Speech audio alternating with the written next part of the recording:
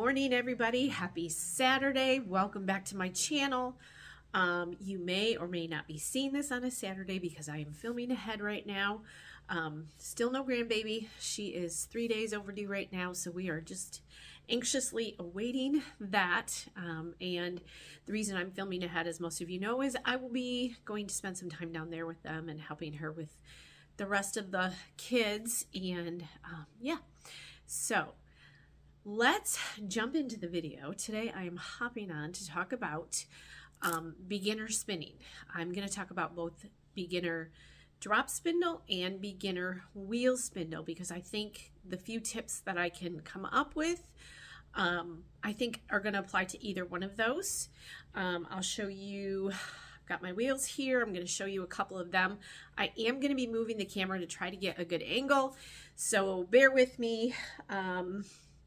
Yeah, so the reason I'm doing this video is I did do I had a young girl from our church that wants to get into Angora rabbits and wanted to learn how to spin. And so her and her mom came over during their spring break a couple weeks ago. And she did a great job. I was really proud of her. She was spinning by the time she left here. I taught her to drop spindle because she is only, I think she's in 4th grade. So she's pretty young. So, that would be my first tip. If you're really not sure if this is for you, there are a couple things you can do. One would be to go to a shop where they have wheels to try. And I do have wheels at my house. If any of you are local to me, mid-Michigan area, and would like to try some of them, I am always open to them. Send me a message or an email. However, I'm on Instagram. I always check my messages there. Facebook, I always check there. And you can go to my website and there's a link to email me. You can do that. So I do offer that. I don't talk about this probably enough. I'm trying to get better with this whole business thing because this started out as a passion for me, and it's over the last 20 years has kind of rolled into where I would like to be more of a business. And I don't talk about this part enough, which is I am a Spinolution wheel dealer. So I have 3 Spinolution wheels here at my house. I have the Polywog, the Echo, and the Monarch, which is one of the bigger ones, and then 2 of the smaller ones. And so I am always open to either letting you try the wheels. I would be glad to do that if you're thinking of purchasing, or if you're interested in a class, I am always open to that. Actually, put down below in the comments if you are local to mid-Michigan. I am thinking about offering classes here at the farm, which would be either drop spindle or wheel. I'd probably do 2 separate ones, just so we could focus on that. And I have enough wheels that I could do. I actually have 5 wheels, not all Spinolution, which we will talk about my other wheels. But I could do a class here at the farm. So if that's something you would be interested in, put it in the comments below, and maybe I will start working on that next phase of my wannabe business. But so that would be my first recommendation, is don't go out and just buy a wheel. Make sure you either try one. Like I said, go to a shop or go somewhere where you can try a wheel to make sure it's going to be a thing you actually enjoy doing and want to do. It is a time commitment, just like anything else. Even with having animals like sheep or alpaca that you shear once or twice a year, spinning yarn is hours of work. So make sure that you don't want to go out and spend a lot of money for a spinning wheel if it's not going to be something you use. So that's why I started her on the drop spindle. And my idea is, or my theory is if you can drop spindle, you can wheel spindle. If you can get the hang of the drop spindling, you've got the drafting part down. It makes it so much easier on a wheel. So I would recommend starting on a drop spindle. Those are easy to find. Etsy sells a lot of drop spindles that people make, or you could go to, I'm going to put links down below to Amazon for a student spindle that I like. You can get spindles a lot of different places, and if you don't know what a drop spindle is, this is essentially what most of them look like. They are either I have several of them. They are either a top whorl, this is your whorl right here, or a bottom whorl. And these cost anywhere between, $15. The handmade ones are more expensive. I do have, and I didn't even bring it, I do have handmade ones that we make here at the farm. They are urethane ones, and those are essentially like this. And they're very heavy, so those are more of a supported type spindle. So if I had to choose between one of these for my own preference, and actually the little girl that I taught a couple weeks ago, I started her on this one and she struggled some, and I ended up switching her over to this one, and it was almost like flipping a switch. She just all of a sudden got it. And so it took her just a few more tries and she was making yarn. Now, albeit we call that art yarn, when it gets to be looking, you know, thick and thin, we call it art yarn when you're beginning. And that's what we fiber artists take years to learn how to do. You're already doing it when you're learning how to spin. So that's what I kept telling her. I'm like, look, you're creating art yarn. And so once I switched her over to this one, which is a bottom whorl, it's got some weight to it. That would be another thing I would recommend. Some of mine, this is another student spindle, a real basic. This is actually one of my first spindles. This is the one I took the class with. It's really lightweight, and I like, this is another one that a friend gave me. These are lightweight for beginners, and even for myself now to drop spindle. I prefer a heavier weighted one. Even this one's quite a bit lighter than this one. And I think a lot of times when you're looking at the descriptions on the drop spindles, they'll give you an ounce, a weight ounce on it. But this one I will link below. I think this one is $18 on Amazon. So it's a great starter spindle. And like I said, once you get the idea of your hands working together to draft, you easily should be able to move into a wheel. So that's my first bit of advice. Start with a drop spindle and or go to a shop where you can try out a wheel. I wanted to show you, I have a few options that I don't have the main option I want to show you that might help beginner spinners, but I will explain that. So I have some different fibers here, and I'm going to show you kind of how they're processed just a little bit, because that, I do believe that makes a difference. So this is Pygora. This was off my Pygora goats. And they typically process that into what they call a cloud. And that's actually what this is. This is a Pygora cloud. And so this, you have to, actually this has kind of been stuck in a box, so it's not real fluffy.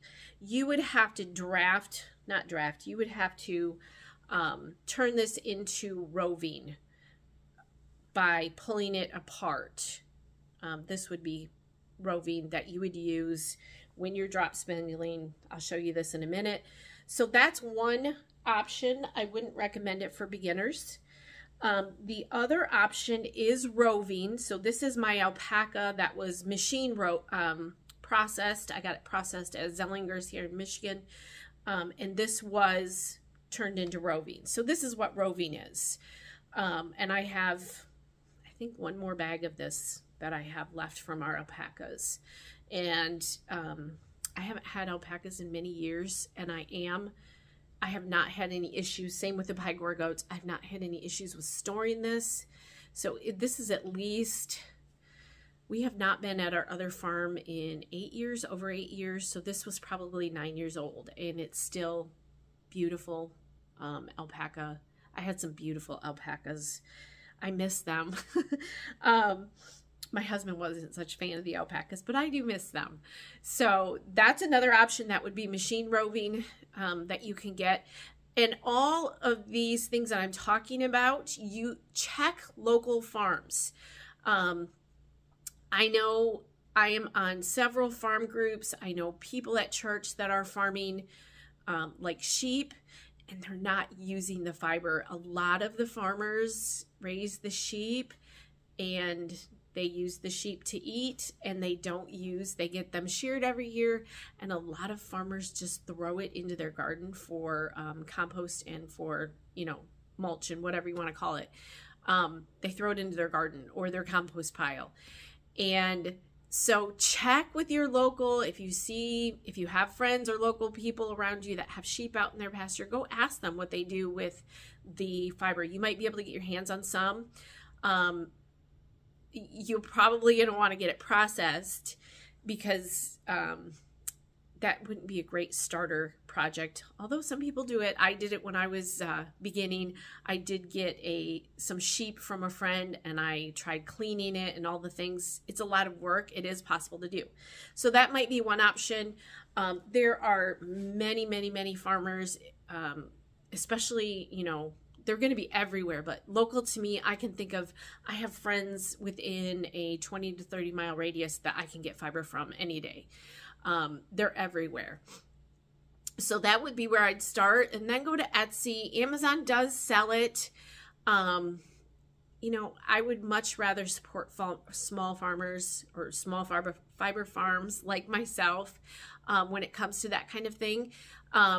So do some research. Another option is fiber boxes, subscription boxes. I can think of a couple off the top of my head. Stephanie does one through, I keep wanting to say Razzle Dazzle Rabbitry, but she is Rabbitry and Yarns now.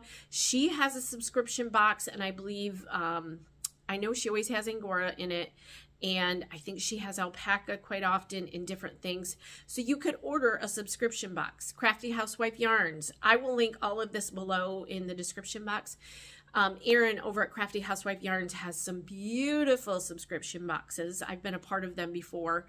So that's another option. Get on and just order one. You don't have to.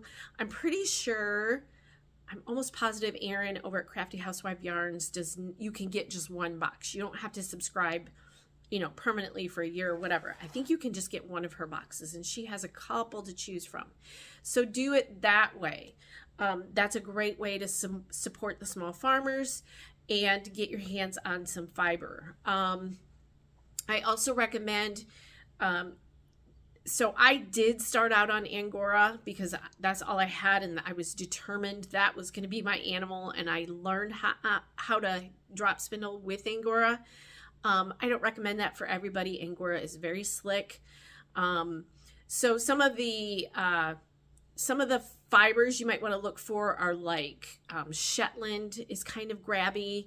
I think Romney is too. I'm not great with my sheep information, but from what I know, it has more of a grab, maybe even more so than my alpaca and my Pygora. This is quite soft yarn, also high micron count on my alpaca, and so that makes it just a little bit more slick. Not a lot, but some of those fibers, when you think of sheep, you think of kind of the rougher, I don't want to say rough because I don't think wool is rough when it's done right, but it has more of a grabbing ability when you're trying to spin the yarn.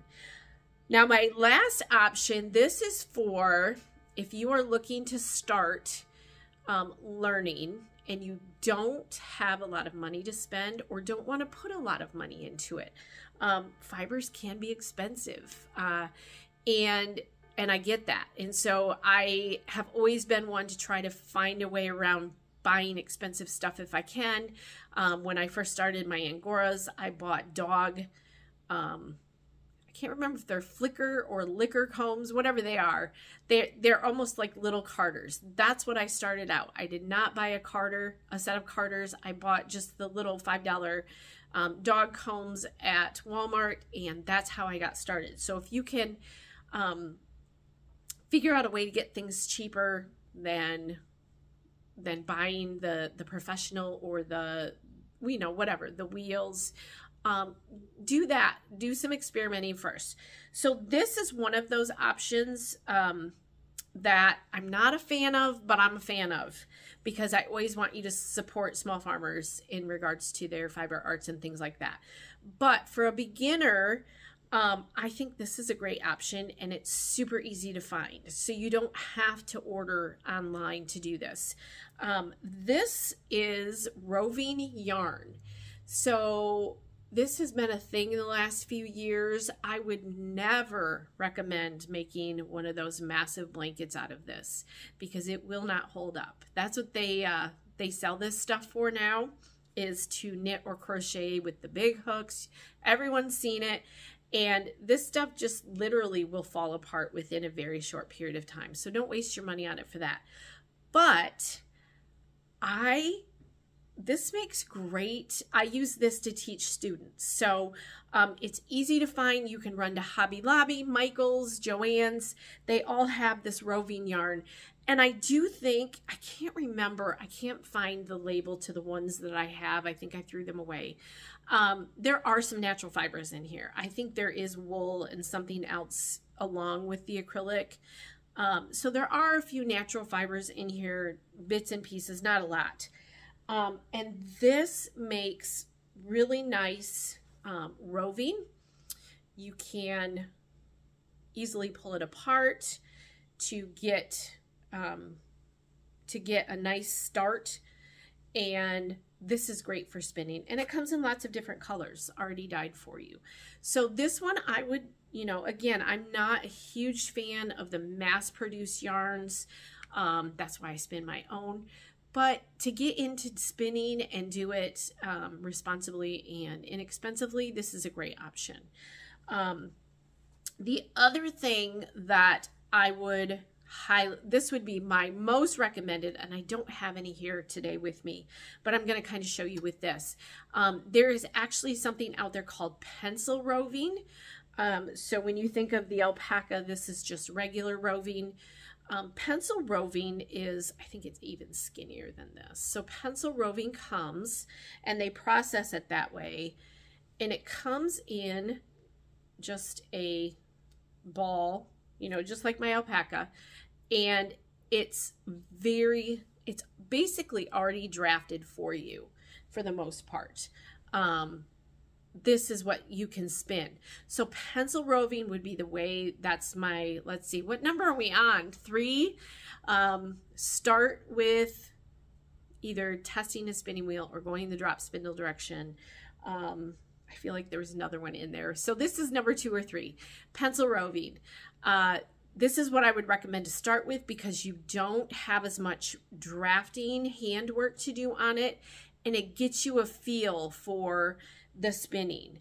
And so that would make it much, much easier. Spinning is a lot of learning to work your hands together.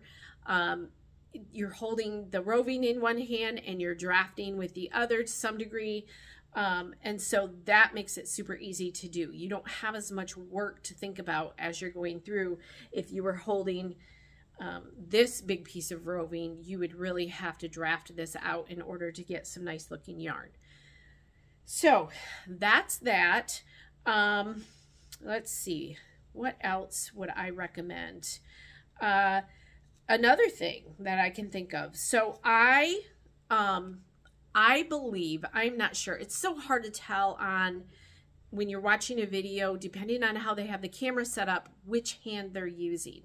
So I think, and I'm not positive on this, I think I spin left-handed. My right hand is towards my wheel. My left hand is working on the roving. That's how I spin. I think most people are opposite. And whenever I tell people, like a lot of times instructors or videos will say, take this into your right hand and put this in your left hand. If it doesn't feel comfortable for you to do that, switch up your hands. That may solve all of your issues. I am very I guess I'm not right-handed dominant because I do think I'm spinning left-handed, but I have to do it a very specific way. It does not feel right. I'm sure I could spin this way after 20 years, but it doesn't feel right to spin that way. And so if you're feeling like, well, I'm right-handed, so I have to have this hand here and this hand here, and it doesn't feel comfortable, switch it up and see if that helps. A lot of times when you change just that, you know, switching your hands, that is what does it for people, and that clicks and they're able to spin. So that's a big one. I think we get so caught up on these videos, and like I did back in the day with blogs, not vlogs, they were blogs, where I would read something and that was, you know, it was written that way and you had to do it that way, and I tried it that way and I couldn't do it. Well, switch it up and see if it's different for you, because not everybody's the same. And not everybody is going to do it the same. So I'm always cautious to say you must do this or that, because I don't think that's always the case for everybody. So this applies both to the wheel. My next step both applies to the wheel and the spindle. You need a leader. A leader is either, let's see, let me see if I can move this down without getting too shaky. A leader is either on your bobbin. I always have a full bobbin. I talk about that. My bobbins are always full. So what's there from my bobbin that I've been working on, that's my leader. And that's just my personality. I fill up these bobbins and then I fill them some more. So my leader is what's on my bobbin right now.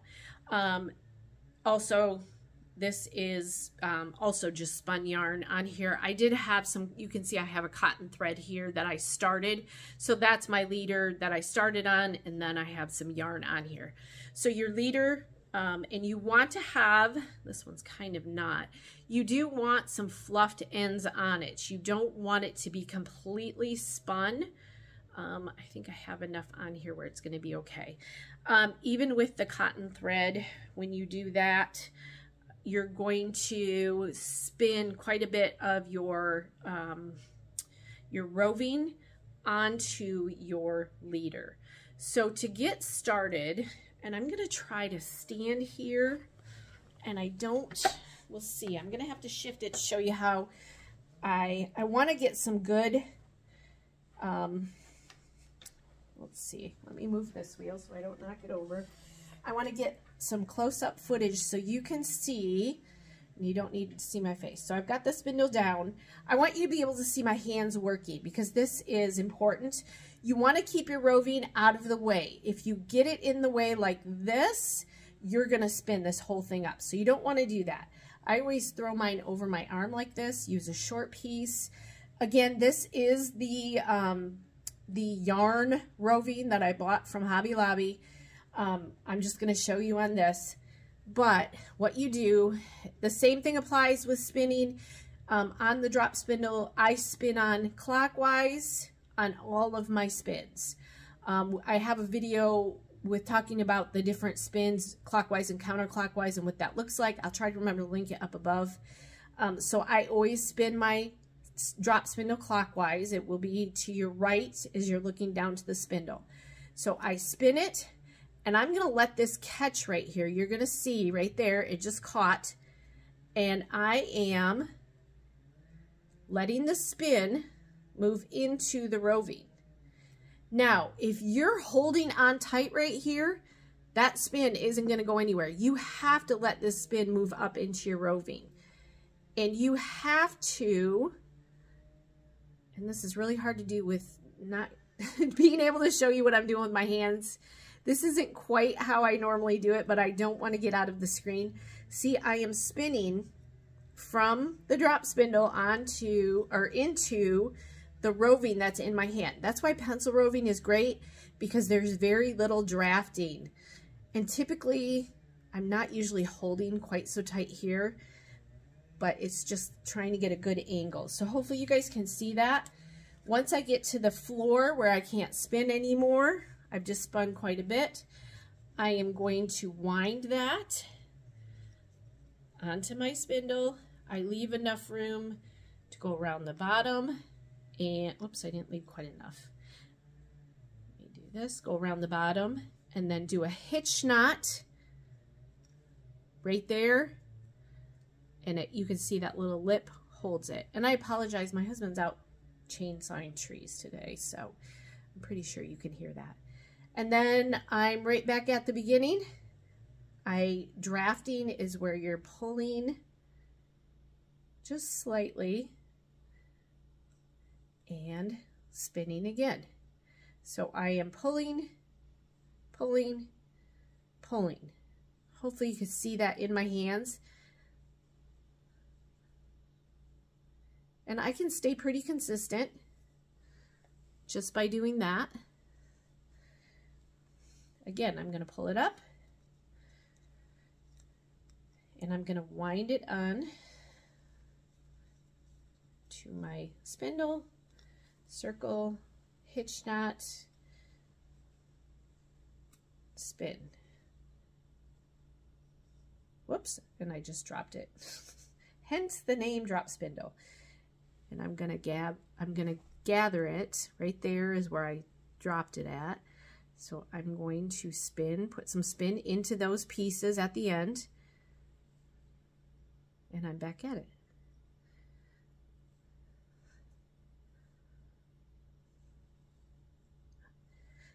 So I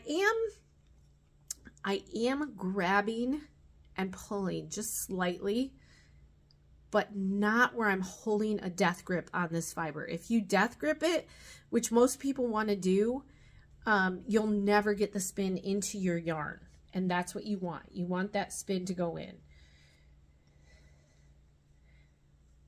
Let me do this one more time and then we'll talk about the wheel. So round the bottom. There, I need a little bit more. I'll add some. I will show you the alpaca here. So this is just a little bit different. I'm kind of holding it right here where I'm going to join. I'm going to put the spin on. Let the spin come into the fiber in my hand. Hopefully you can see that grabbing. And I'm just pulling. I'm drafting. Oops, and I'm dropping too. Let me restart that.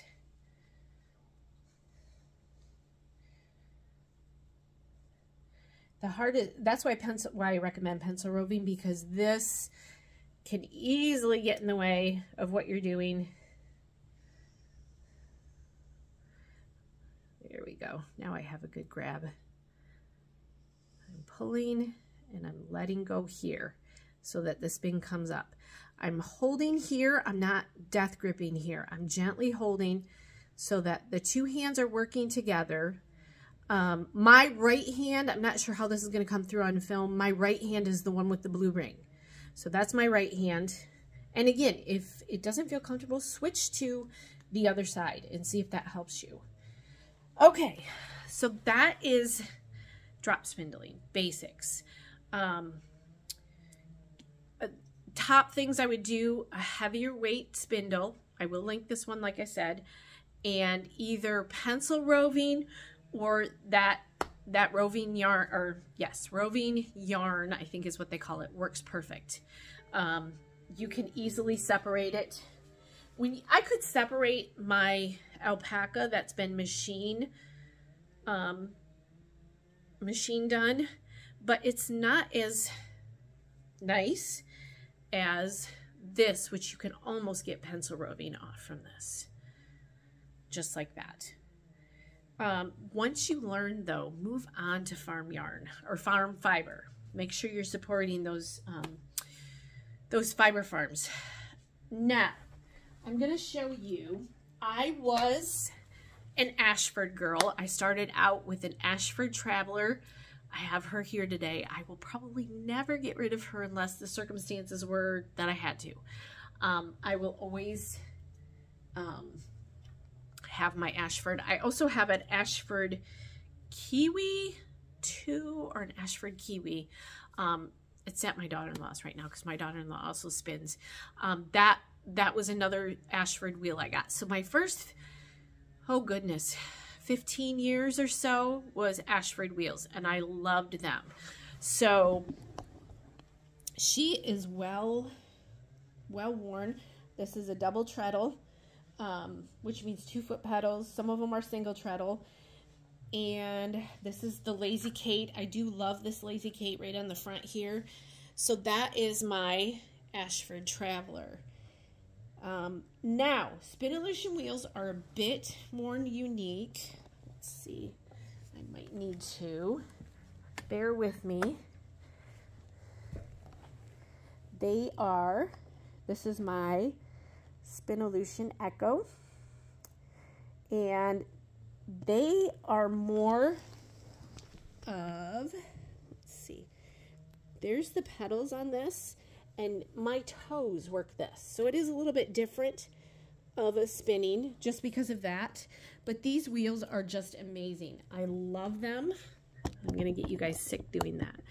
I love the Spinolution wheels. I have, like I said, I have the Polywog, which is a great travel wheel. I didn't bring her up.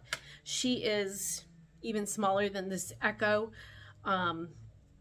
She would be great for traveling. You could put her in a suitcase. This one probably could go in a suitcase very easily too. And I have her and the Echo, which is the next one up. I actually spin a lot on my Polywog and my Echo. My Monarch is more of a production wheel. And so she is beautiful, but she's big and heavy. So she is down in the basement in my office. But yeah, so the main difference between the Ashfords, those are more traditional wheels. The Spinolutions are all very, very modern wheels. They're very, very unique in their design. They're beautiful wheels. They are smooth. They're made in the United States, which is a huge biggie for me, where Ashford is New Zealand, I believe. Yes, New Zealand. And so these are all made in the United States, which you got to go that route, in my opinion. So that's another reason why I love the Spinolution. So the same thing applies with a spinning wheel as a drop spindle. Once you can get that drafting motion, you've got it. I truly believe if you can drop spindle, you're going to be able to wheel spindle with no problem. So let me angle the camera. We'll try to do this and see if I can get you. Let me pause this so I'm not making you sick. I'll be right back. Okay. This is actually mohair on here that I've been working on. So, same idea. You have your bobbin up here. I'm going to work in a clockwise motion to the right. This is my leader. It's just the yarn that my working yarn. And I have alpaca. And let me see. Let me just do this just a little bit more. So, what you want to do, again, if it doesn't feel right, switch your hands. Again, my right hand is the one with the blue rings, so I actually work the closer to the bobbin with my right hand. My left hand is controlling all the fiber coming through. So, clockwise spin, and sometimes just the spinning part is hard for people to get. Just spin, don't add any fiber, and just sit here and get your feet going. Get that motion, because that's going to be important too. How fast or slow you're spinning along with your tension. I oftentimes get to spinning, and I still, even to this day, will spin too quickly. I just get going and I'm sitting there and my feet get faster and faster and faster. That will make a difference on what your yarn's going to look like. You're going to have overspun yarn. I still do it today. Just out of the habit of sitting there and doing the motion. So that's, if you need to start somewhere, start with just pedaling. I have taught kids on the wheel before, and a lot of times I will do the pedaling for them and let them get the feel for the yarn, or I'll let them just pedal and I will work the yarn behind them for them. That's another way to do it. So I have my alpaca here, and I have, okay, Willow is barking at something. So I am going to get it going to the right, and my alpaca, as you can see right here where my finger's pointing, it is grabbing, and yep, you can kind of see it there. And then I am going to take my right hand, and I'm not with the wheel. The wheel does much more of the work. I am not pulling as much than what I did with the drop spindle. And when I say pulling, it's just kind of guiding. And I'm going to do I have another video I want to do with different drafting techniques. So there's like the long draw where you draw all the way back, and then there's the short draw. That will make a difference on what your yarn looks like even. So that's a whole nother video. But once you get this motion of your feet working together, let's see, your feet moving back and forth, and then your hands drafting this, and you're doing nice, even spinning, it's a piece of cake. And my left hand is holding the larger amount of the fiber, the roving actually, and my right hand is just kind of guiding what, these are just short draws out. Again, I'm not pulling, I'm not holding on tight here. Everything is very gentle. Nothing is tight, because you want this, my right hand here is more of a guide, and you only let out of your left hand into your right hand how much you want. And that's how you change your, you know, if I wanted to do thicker yarn, I would, let me see if I would pull more. And I think you can see where this gets thicker. There's a big piece right there. I would do more. If I wanted to do thread yarn, it would just be a matter, and I think you can see how that just got really skinny in there. Thread yarn is just taking enough fiber, and actually this isn't really thread yarn, but it's very, very, very small amount. And so that's how you change what your yarn's going to look like. As a beginner, you might have a lot of bumps and bubbles. I love bumps and bubbles in my yarn. There's some more thicker yarn where I'm just kind of, you know, pulling out and working the yarn. So, I hope all of that makes sense. Let me shift you. So I hope that makes sense. I hope the camera angle was good enough for you guys to see all the different ways of doing that. So let's see if I can remember I don't even know how many that was. Start with the drop spindle. Highly recommend that. Start with the drop spindle. If you don't want to, make sure you try wheel spindling first. Most yarn shops, a lot of yarn shops will have wheels available, or the owner, that's how I learned was when I took my drop spindle class, the owner of the shop happened to have a spinning wheel in the back, and she let me try it. And I fell in love immediately. So start with drop spindle, and make sure it's a heavier one. That's what I prefer, and I think that does make a difference, because then once you get that velocity going, it kind of keeps going with the heavier spindles. Get some roving that's going to work for you, whether that be farm raised fibers, or like we talked about, the roving yarn just to get started. Make sure that if it doesn't feel right with which way your hand is going, switch it up and see if that makes a difference. I know there was more, but you guys got the picture. So I hope this video was helpful. I hope I answered some questions. If you have any more questions, please put them down below. I'm always glad to answer. If you would like me to do a video with a different view, say, hey, Renee, can you do it overhead? Could you do it, you know, whatever. Let me know what you need, and I'll try to. I know it's hard to do it through, it's so much better in person, but at least this gives you an idea and a couple tips and tricks. Oh, the pencil roving was the other tip. Make sure you have roving that's really thin, so you don't have to do so much drafting work in the beginning. As you get better, all of that will come together, and you can change into different roving types and things, and make lots of yarn. So again, I hope this video was helpful. Please click the like button, and if you don't already, please subscribe. I would appreciate it. I continue to grow my channel, and I'm so glad you're here on this journey with me.